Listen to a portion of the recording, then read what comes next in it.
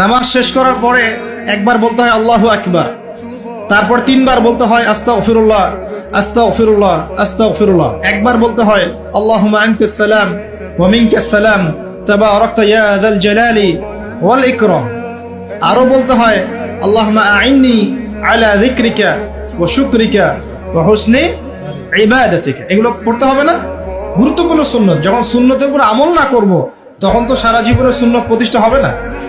তারপরে একবার আয়াতুল কুরসি পড়তে হয়। নবীজি বলেছেন সাল্লাল্লাহু আলাইহি ওয়াসাল্লাম, যে ব্যক্তি প্রত্যেক ফরজ নামাজের পর আয়াতুল কুরসি তেলাওয়াত করে মৃত্যু ছাড়া জান্নাতে যাওয়ার জন্য কোনো বাধা নাই তার। আলহামদুলিল্লাহ, মরে গেলে জান্নাতে চলে যাবে ইনশাআল্লাহ। এরপরে আরো আছে আল্লাহুম্মা লা মানিআ লিমা আ'তাইত ওয়া লা মু'তিয়া লিমা মানা'ত ওয়া লা ইয়ানফা'ু যাল জাদ্দি মিনকাল জাদ। আরো অনেক দোয়া কালাম আছে।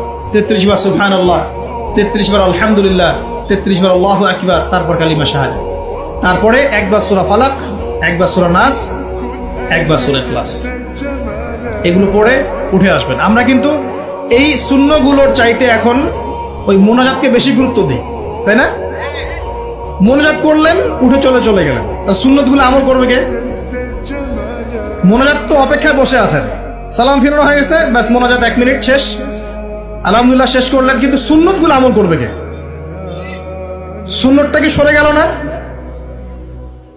আমি তর্ক করতে আসিনি এই বিষয় নিয়ে। করেন বুঝলাম, আপনি করেন, ঠিক আছে করেন, কিন্তু সুন্নত আমলটা করবে কে? এই জিকির আজগার তাসবিহ তাহলিল গুলো কে পড়বে? তাহলে ওগুলো তো পড়তে হবে নাকি? ওগুলো তো পড়তে হবে। তাসবিহ তাহলিল জিকির আজগার শেষ করেন। আল্লাহ পাক তৌফিক এনায়েত করুন। আমিন।